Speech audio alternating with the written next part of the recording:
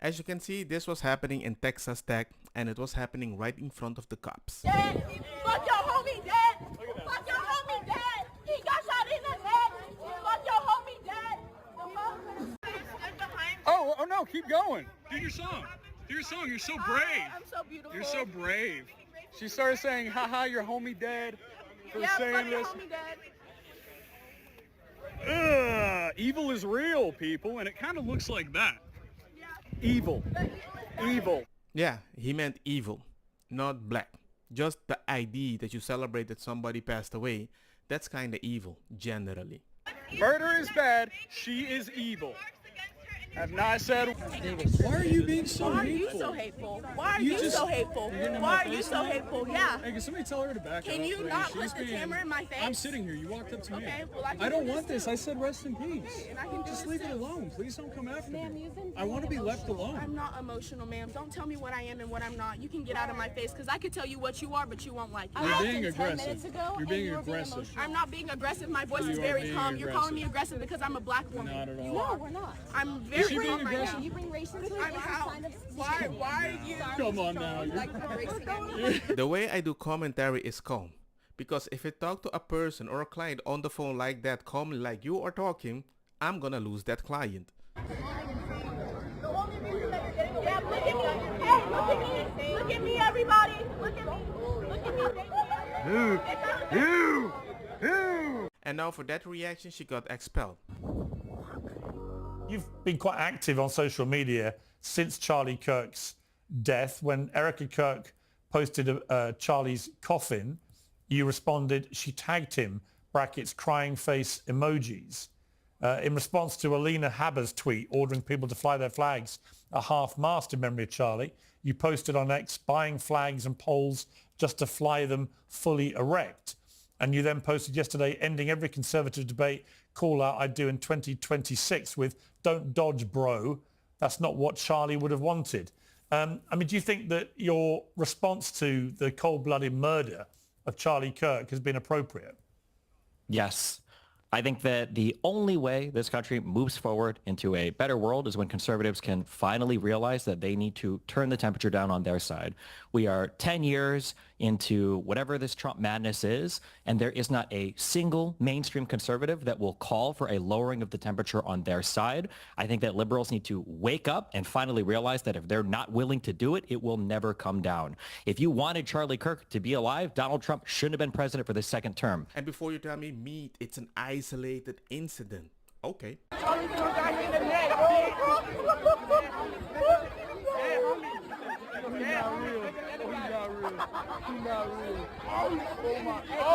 my God.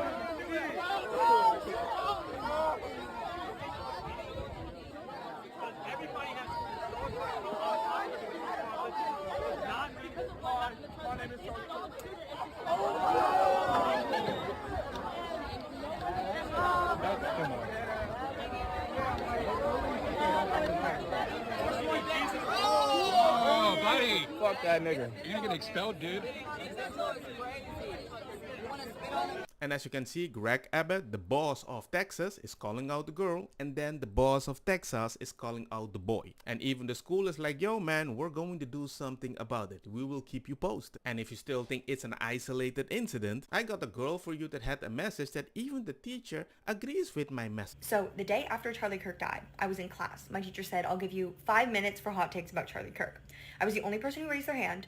I said, I've been saying we need to bring back political assassinations. I don't feel bad, and I don't think that everyone deserves the right to free speech. I think some people should be afraid to express their opinion in public. So this class is literally about revolution in China.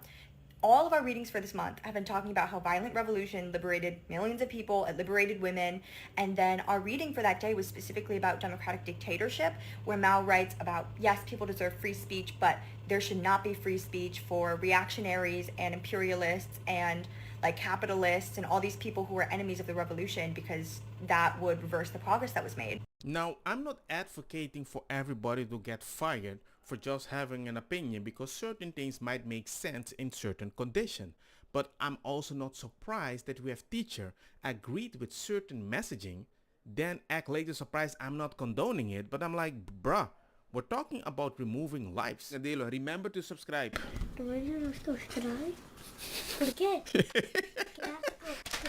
suggest that the internet is cheering for this is just the opposite, total opposite of what's actually happening. Stop finger pointing. More people are going to get hurt. If you are going to go around on TikTok, I don't care who you are or what side you're on, and your fucking goal is to point a finger, you're part of the fucking problem.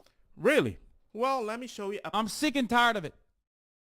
Left-wingers, liberals, you need to be fucking showing your opponent's guts on there, okay? You need to be gutting them. You need to be shanking these motherfuckers and letting their intestines just ride on stage. What the fuck is this shit, man? Slice them up. Slice them and fucking dice them. What the fuck is this? 874 Bellevue Drive, and I'm gonna kill you with my AR-15. Like that's the type of messages they were leaving in this dude's office, and he's resigning. Like he's literally, this is his last term.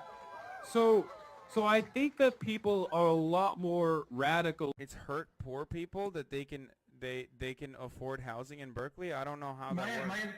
My understanding is that the property owners who have properties there choose just not to rent it at all. Yeah, kill them. Kill those motherfuckers and murder those motherfuckers in the street. Let the streets soak in their fucking red capitalist bloods, dude. Need conservatives to be afraid of getting killed when they go to events so that they look to their leadership to turn down the temperature.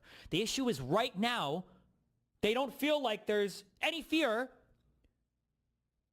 Like, I don't know. It's like memes. It's just memes to everybody, I guess. I don't know, bro. I don't know. I don't care. I'm playing video games. You can see it right there. I don't think the jackass should be banned, which he already is, but Amazon should stop paying him to incite murder. That is insane. Separately, inciting to murder a domestic terrorism is a felony crime. For that, he should go to prison. He can resume streaming when he has served his term. We have seen an alleged murder with such specific text messages about the alleged murder weapon, where it was hidden, how it was placed, what was on it, but also it was very touching in a way that I think many of us didn't expect.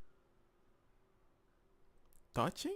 A very intimate portrait into this relationship between the suspect's roommate and the suspect himself, with him repeatedly calling his roommate, who is transitioning, calling him my love, and I want to protect you, my love.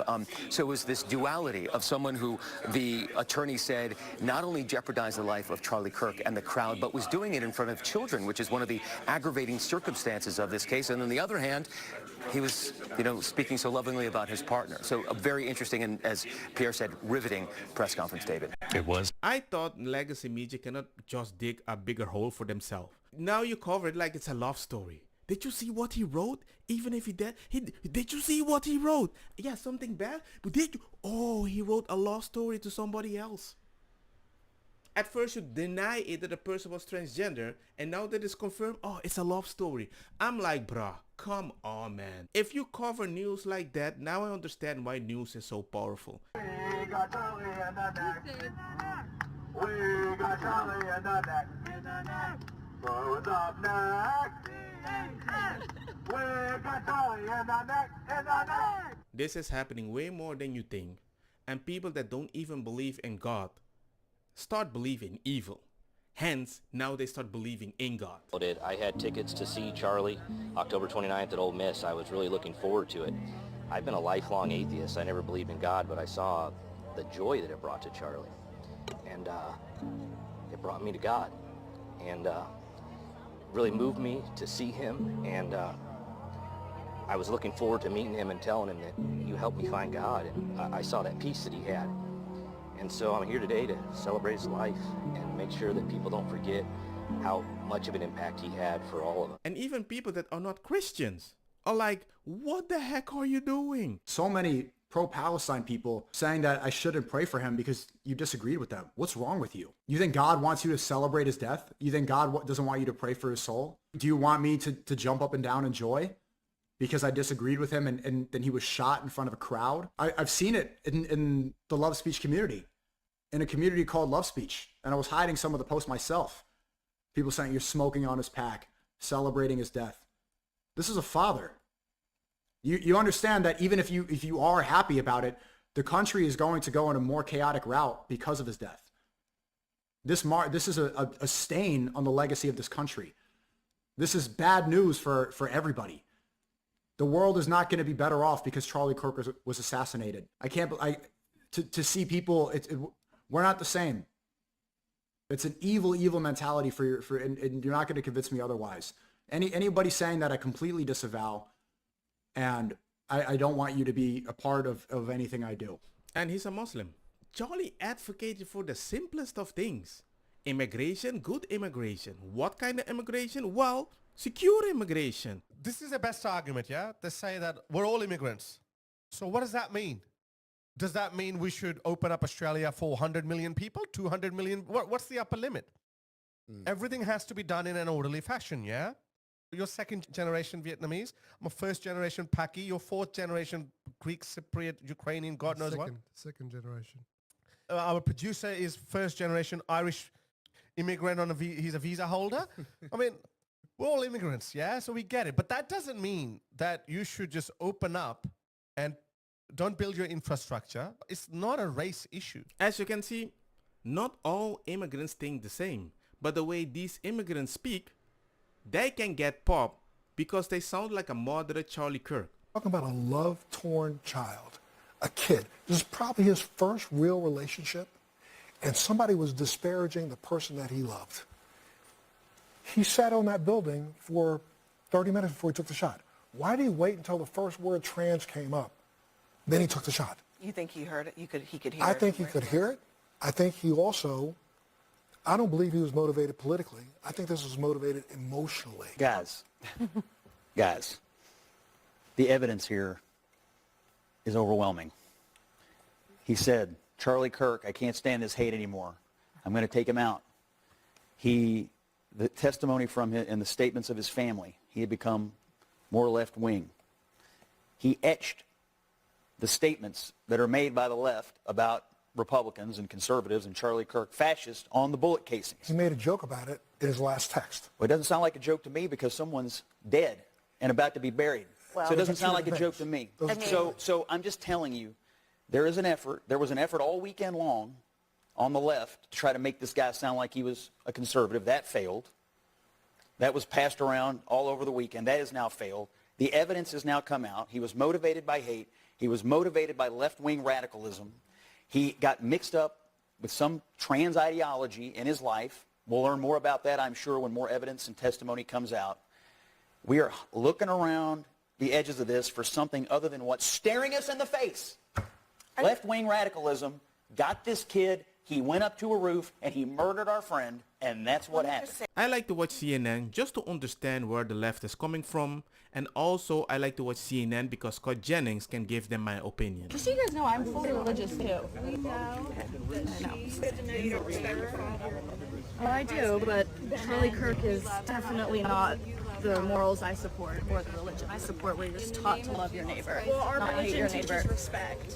Yeah, love your neighbor. Okay. If you disagree, so this is loving your neighbor. I'm not gonna love a man who doesn't even. You don't have to. You're not loving your neighbor. You're not loving your neighbor. It's very interesting that we have Christian telling other Christian that we need to love our neighbors, but at the same time they can say, you know what, this guy that passed away for being a Christian is not my neighbor.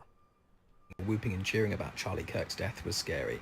This calmly delivered message is far more concerning.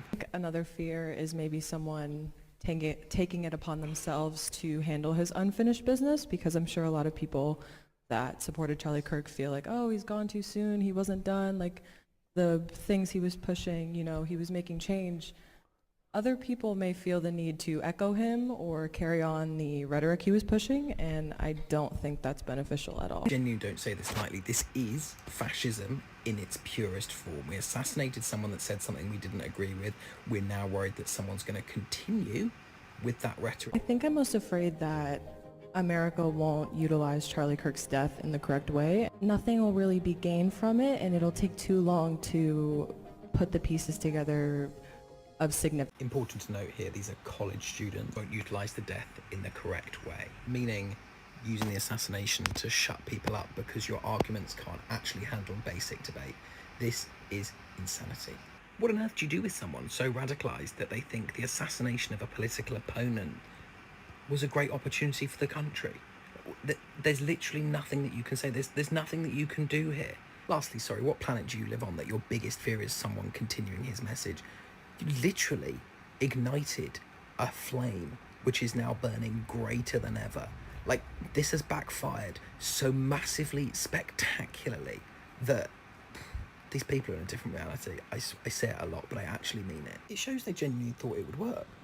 These people genuinely thought that by shooting Charlie Kirk, the right would just suddenly disappear and people with opposing views would just suddenly be silenced. It's because, at heart, they're little fascist dictators. I just find it interesting that people at college and university, especially ladies, seems to be more worried about a moderate on the right that doesn't live anymore than me, or usually the general population that is worried about a radical left that might do it again.